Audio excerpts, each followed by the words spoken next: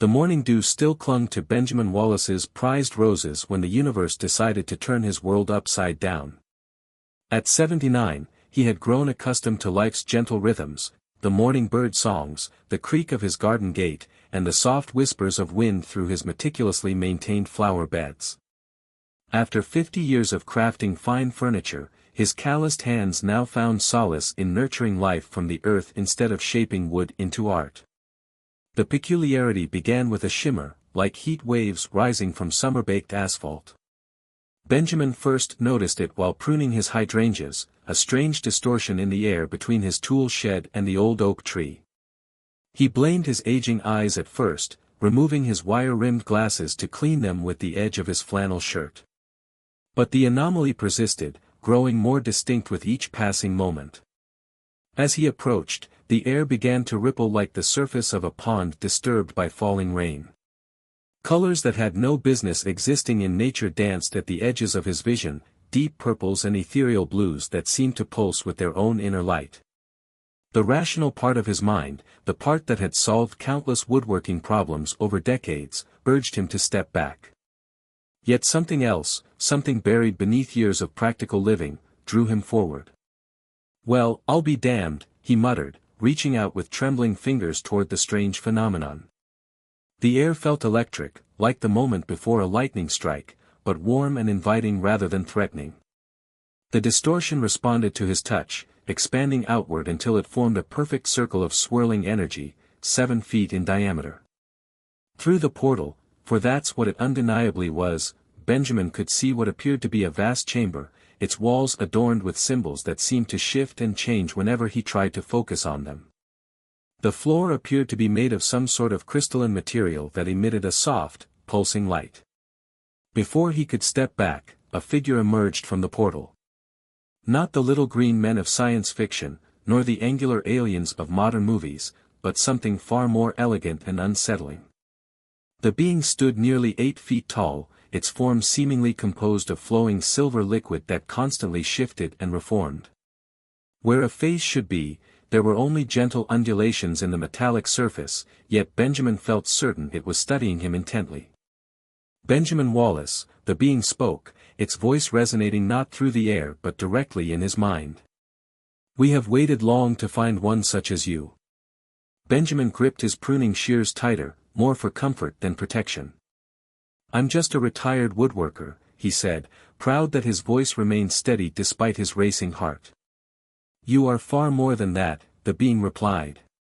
"You are a creator, a shaper of things, one who understands the importance of patience and precision. We have watched how you tend to these living things, how you nurture and guide their growth. These qualities are rare and precious across all dimensions." The being, which introduced itself as Sentinel Zara, explained that they were part of an ancient civilization that had long watched over the multiverse. They had observed humanity's development with great interest, particularly those humans who demonstrated the capacity for both creation and nurturing. "There is a darkness spreading between realities," Zara continued, "a force that consumes creativity and leaves only void in its wake. We believe that humanity's unique ability to imagine, to create, to preserve beauty even in the face of chaos, may be the key to stopping it." Benjamin looked down at his dirt-stained hands, then at his beloved garden. "And you think I can help? At my age?" "Age," Zara responded, a ripple of what might have been amusement passing through their silver form, "is measured differently across dimensions. What you call age, we see as accumulated wisdom. Your years of working with wood, of understanding how to guide natural growth, of practicing patience and precision, these experiences make you uniquely qualified." As if to emphasize the point, the portal pulsed brighter, and through it, Benjamin caught glimpses of other worlds, some beautiful beyond imagination, others twisted and dark, all seemingly connected by threads of light that pulsed with the same rhythm as the portal before him. "The choice is yours," Zara said. "You may remain here, tending your garden, living out your days in peace. Or you may step through and help us preserve the very essence of creation across all dimensions." Benjamin Wallace looked back at his modest house, at the garden he had spent years perfecting. He thought of his late wife, Margaret, who had always told him that life's greatest adventures often came disguised as impossible choices.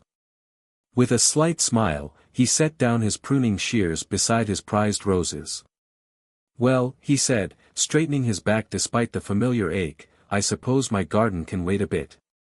Though I do hope wherever we're going has decent light for growing things." Zara's form rippled with what Benjamin somehow knew was approval. As he stepped toward the portal, he felt not the fear he might have expected, but rather the same excitement he had felt decades ago, when he first took chisel to wood and discovered his life's passion.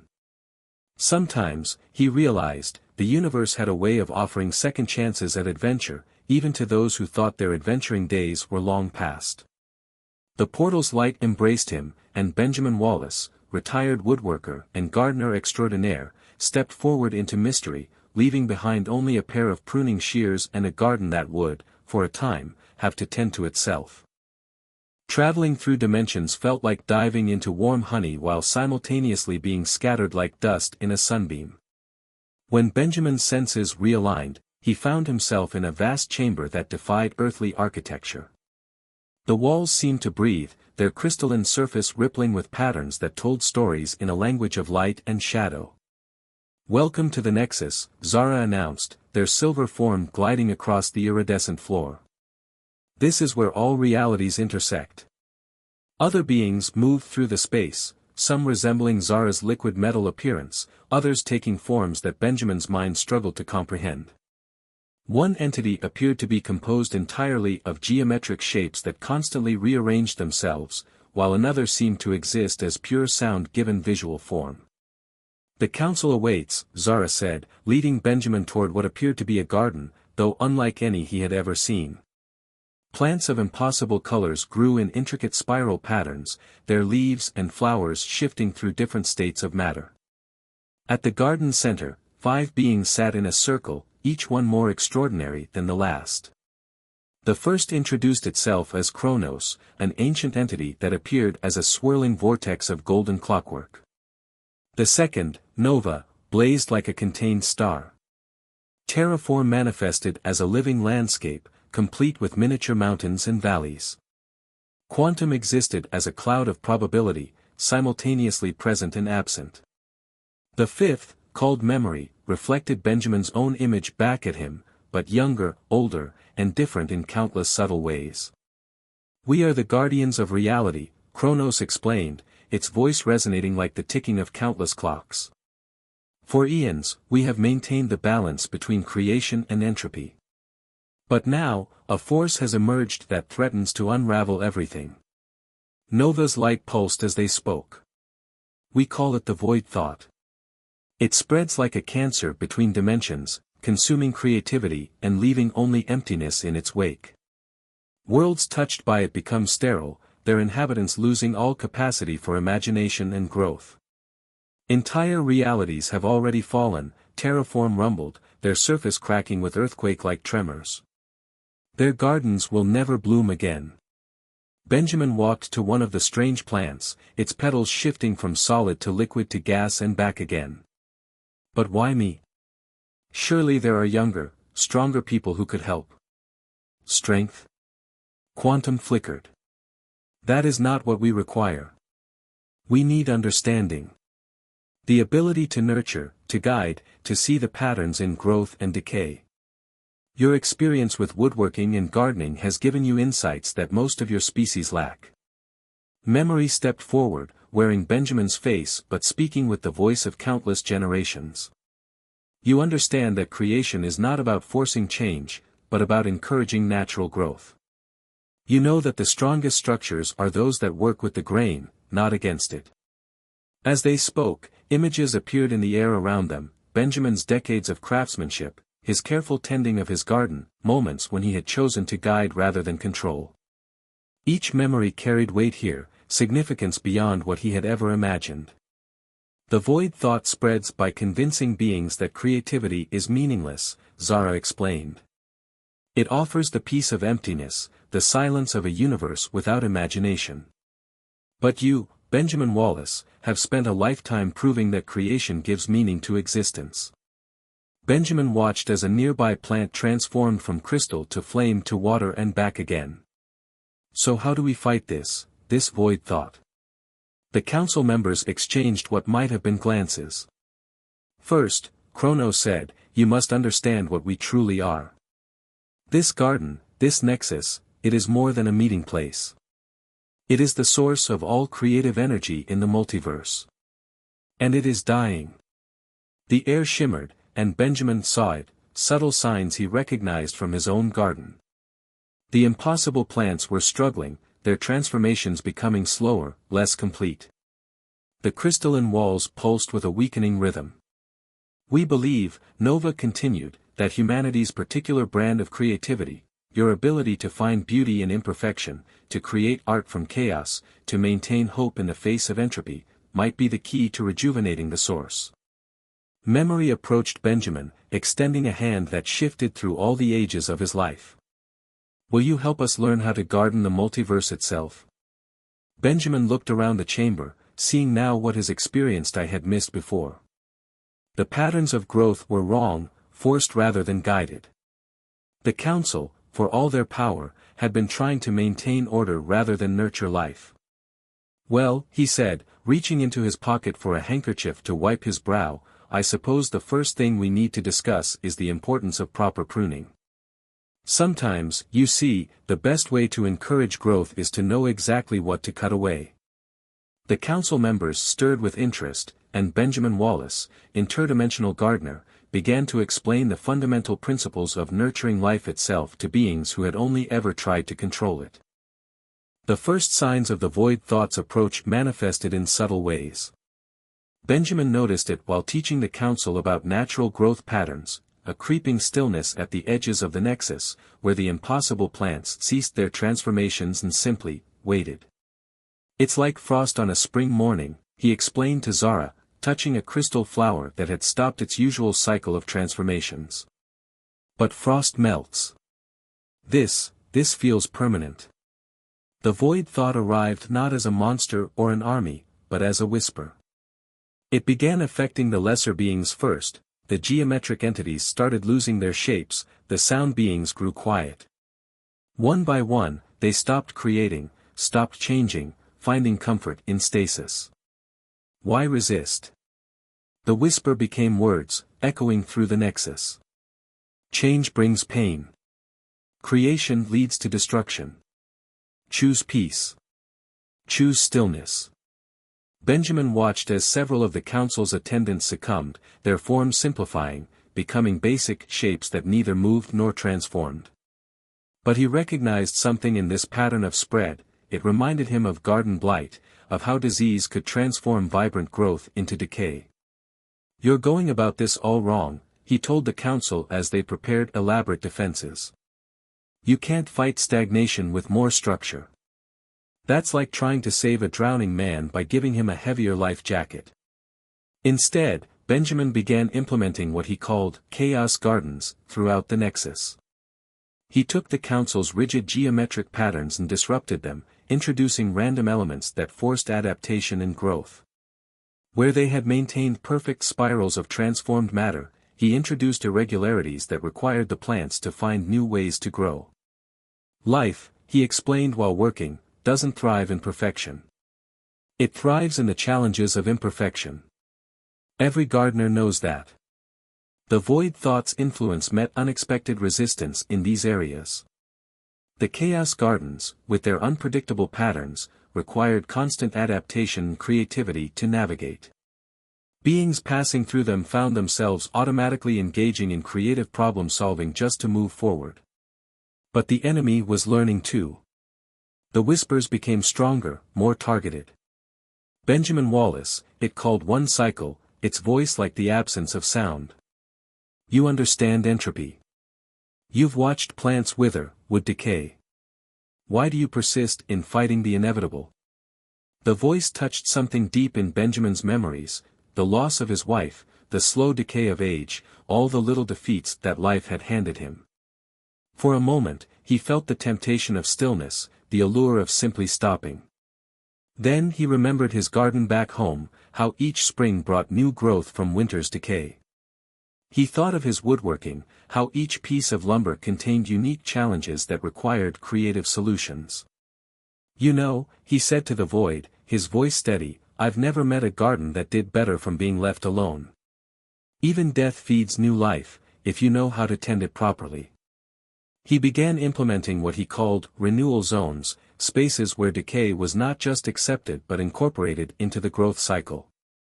The council watched in amazement as areas touched by the void thought were transformed into nurseries for new types of creative energy.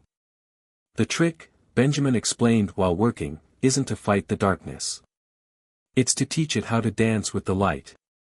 Quantum, who had been most skeptical of Benjamin's methods, was the first to understand. Their probability cloud began incorporating elements of stillness and motion together, creating new patterns that were neither completely chaotic nor rigidly ordered. But the void thought was far from defeated. It began targeting the source itself, the heart of the nexus from which all creative energy flowed. As its influence grew stronger, Benjamin realized they were running out of time. "We need to understand what it truly wants," he said during an emergency council session. "Every destructive force I've ever encountered in my garden had its purpose. Even weeds are just plants growing where they're not wanted." Memory, wearing Benjamin's face etched with concern, spoke up. Perhaps we've been wrong about the nature of our enemy. We assumed it sought destruction, but what if it seeks something else?" As if in response, the whispers grew stronger, and in the distance, the chaos gardens began to flicker like candles in a growing wind. The final confrontation was approaching, and Benjamin Wallace, interdimensional gardener, knew that understanding their enemy's true nature would be key to saving not just the Nexus, but all of creation itself. Wisdom of Ages.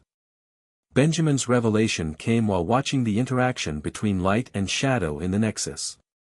The void thought wasn't destroying creativity, it was trying to preserve it, but in the only way it knew how, by stopping everything. "It's like over-pruning a tree," he explained to the council. "You think you're protecting it by cutting away all vulnerable parts, but you end up killing what you're trying to save."